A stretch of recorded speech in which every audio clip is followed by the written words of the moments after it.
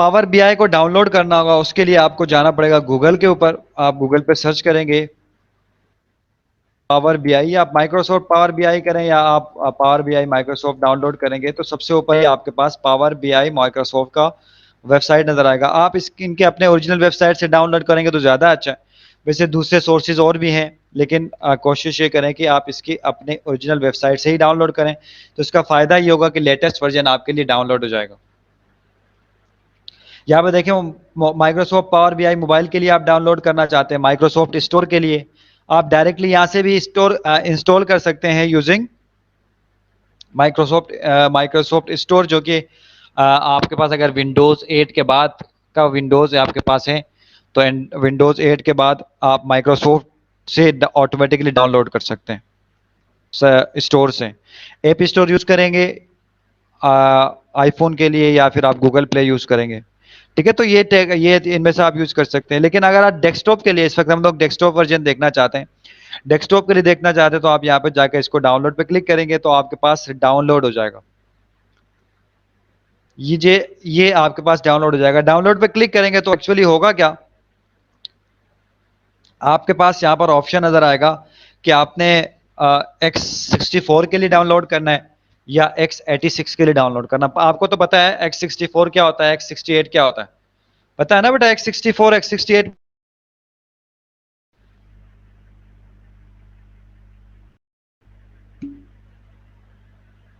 ठीक है। 32 बिट है तो आप X64 को डाउनलोड करेंगे, X86 को डाउनलोड करेंगे। अगर 64 बिट है तो आप X64 को डाउनलोड करेंगे। ये आपके पास ऑप्शन आ रहा होगा यहाँ पर, आपने इन दोनों में से किसी एक को चूज करना है और आपने डाउनलोड करना है, ठीक है। वंस से आपके पास डाउनलोड हो जाएगा तो आपके पास ये फोल्डर, ये इस तरह का फाइल नजर आएगा। इसको आपने डबल क्लिक, आपके पास इंस्टॉल हो जाएगा। आप के डेस्कटॉप पे एक आइकन क्रिएट हो जाएगा और आपने इस आइकन को ओपन कर देना है। डबल क्लिक करेंगे आपके पास ओपन हो जाएगा।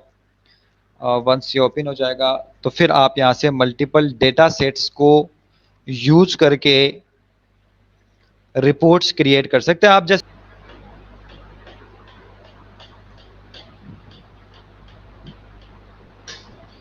इसमें एक्चुअली डेटा मेरे पास ज़्यादा है जिसकी वजह से थोड़ा सा स्लो चलता है, ठीक है, ये कोई बात नहीं। वंस आपके पास जैसे ही आप डाउनलोड करेंगे, आप ओपन करेंगे तो आपके पास इस तरह का डेटा नज़र आएगा।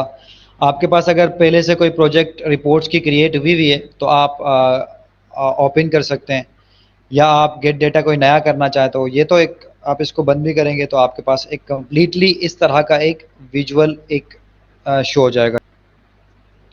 यहाँ पर देखें आपके पास एक्सेल वर्कबुक है तो भी आप कर सकते हैं। आप गेट डेटा पे क्लिक करेंगे तो आपके पास देखें डेटा मल्टीपल सोर्सेज से आप यहाँ पे इसको यहाँ पर लेकर आ सकते हैं और विजुअलाइजेशन कर सकते हैं, जिनमें यहाँ पर देखें आपके पास एक्सेल वर्कबुक भी है। अगर पावर बीआई का डेटा सेट है, पावर बीआई डेटा सेट है डिफरेंट, ये आपके पास सर्विसेज हैं कोई डेटा सेट की, या आपके पास डेटा फ्लो है, आपके पास कोई डेटा वर्स है, एसक्यूएल सर्वर है, एनालिसिस सर्विसेज है, टेक्स्ट में है, वेब पे है, और डेटा फीड्स है, ब्लैंक क्यूरी है आपके पास।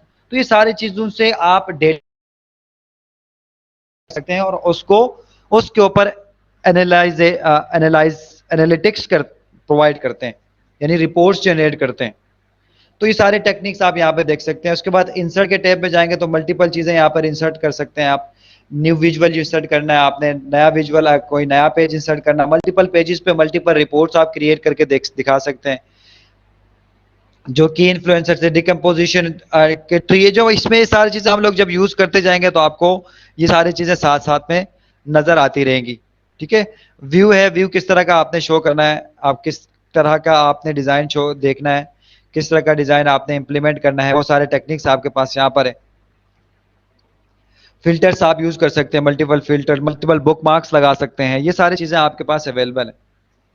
आज की क्लास में हम जस्ट ये देखेंगे कि किस तरह हम डेटा को लेकर आ सकते हैं पावर बीआई के ऊपर। एक छोटा सा डेटा जो लास्ट क्लास में हमने एक डेटा क्रिएट किया था, सीएसवी डेटा, उस सीएसवी डेटा को विजुलाइज करके देखा था हमने ट्री मैप के ऊपर, ठीक है। तो उसी को ही अगर हम देखें यहाँ पर पावर बीआई के अंदर, उसी को ही यूज करके और उसी को ही थोड़ा सा हम लोग उसी के ही एनालिटिक्स को देखना चाहें तो देख सकते हैं।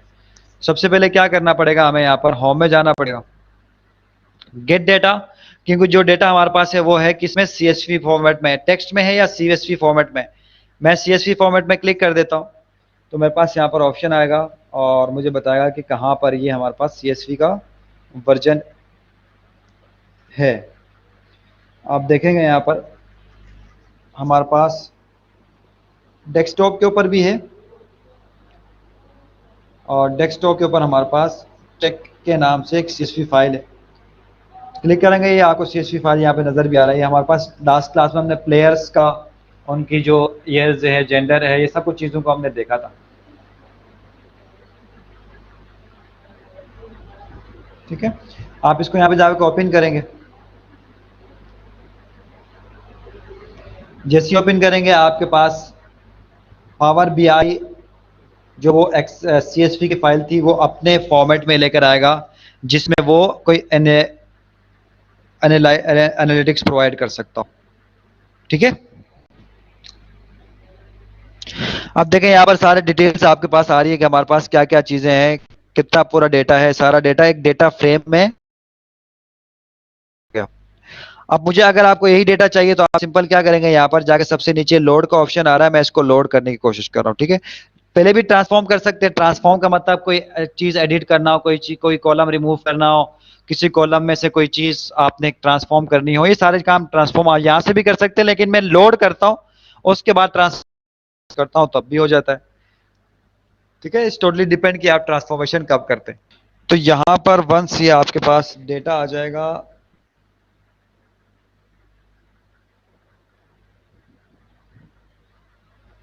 इन लोड क्यों नहीं किया इसने,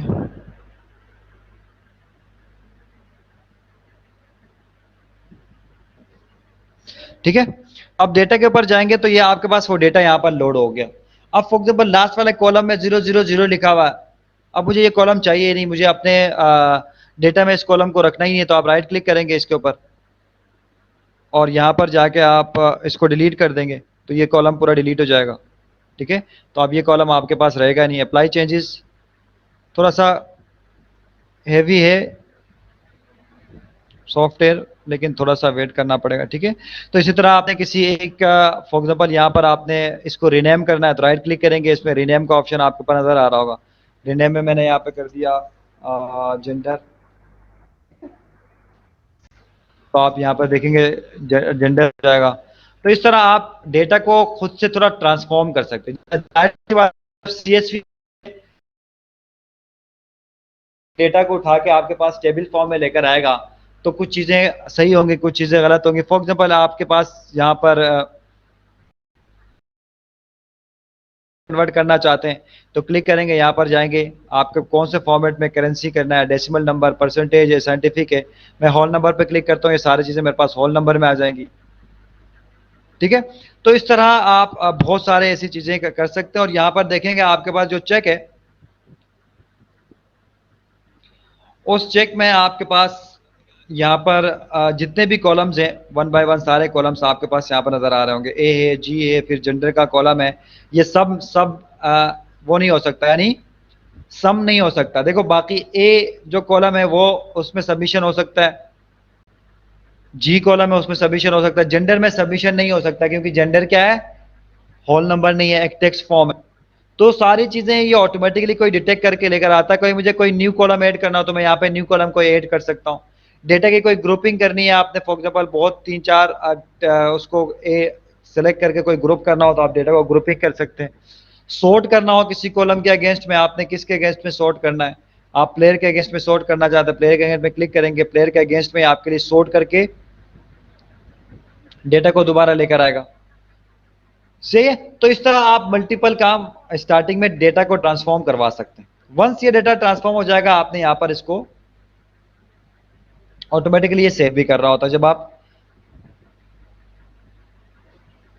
कंप्लीट, अब वंस आपके पास ये हो गया कि आप मेरे पास डेटा जो है ट्रांसफॉर्म कर लिया, मैंने डेटा जिस तरह का मुझे चाहिए था मैंने उस तरह का डेटा कर लिया। अब मुझे इसके अंदर रिपोर्टिंग्स वगैरह को क्या करना है, इंप्लीमेंट करना है। ठीक है, तो आप देखें यहाँ पर आपके पास यहाँ पर चेक जो फील्ड्स है, चेक जो हमारे पास फाइल थी चेक के नाम से, उस फाइल को ओपन करेंगे, जितने भी हमारे पास कॉलम्स थे वो सारे कॉलम्स यहाँ पर मुझे नजर आ रहे हैं। अब मुझे इन सब का कुछ कॉलम्स का मुझे प्लेयर के साथ, यानी मुझे जो कॉलम्स अपने रिपोर्ट में ऐड करने में यहाँ से ऐड कर सकता हूँ। फॉर एग्जाम्पल मुझे यहाँ पे एक कॉलम चार्ट बनाना हो, स्टेक कॉलम चार्ट बनाना हो, स्टेक बार चार्ट बनाना हो, आपने क्लस्टर कॉलम चार्ट बनानी हो, फॉर एग्जाम्पल एक कॉलम चार्ट बनानी है, मैं क्लिक करूंगा, ठीक है। जैसे ही मैं क्लिक करूंगा यहाँ पर मेरे पास एक कॉलम चार्ट का एक मॉक क्रिएट हो जाएगा, और मैं यहाँ से इस मॉक में कौन कौन से फील्ड्स को मुझे ऐड करना है मैं ऐड कर सकता हूँ। फॉर एग्जाम्पल मैंने कहा यहाँ पर मुझे प्लेयर्स ऐड करने, तो इस ये प्लेयर्स को ऐड करेगा। अब देखें थोड़ा सा प्लेयर्स को ऐड कर लिया है, और साथ साथ मैं चाहता हूँ प्लेयर्स के साथ आप एसओजी के जो डेटा है उसको आप ऐड कर दें। तो देखें आपके पास प्लेयर्स और जो एसओजी है वो डेटा आपके पास ऐड हो गया।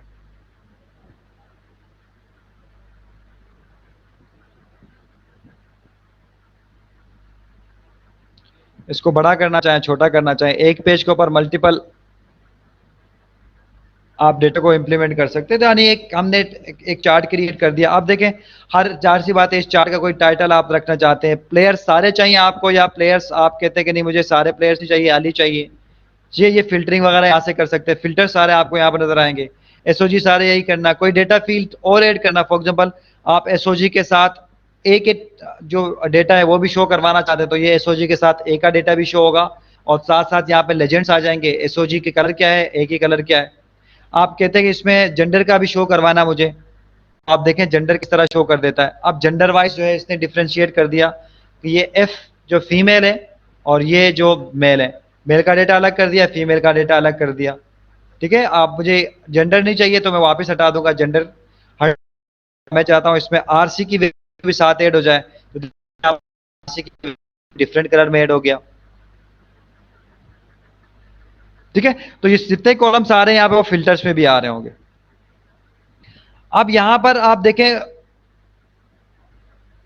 प्लेयर्स आपको सारे चाहिए या प्लेयर्स के फील्ड को रिमूव करना है, ये सारे आप प्लेयर के फील्ड को लेस करना है। आप इसके बराबर में फॉर्मेट्स में जाएंगे तो फॉर्मेटिंग सारे नजर आएंगे आपको। लेजेंड्स को ऑन करना है, टॉप पोजीशन पे रखा हुआ इस वक्त, मैं इसको सेंटर में करना चाहता हूँ, तो क्लिक करके मैं टॉप सेंटर कर दूंगा, तो देखें यहाँ पर ये टॉप सेंटर में आ जाएंगे, ठीक है। इस तरह टाइटल आपने कहा रखना, टाइटल हमने रखा ही नहीं है, लेजेंड का नेम आपके पास होना चाहिए। फॉर एग्जाम्पल मैंने कहा कि यहाँ पर प्लेयर्स डेटा,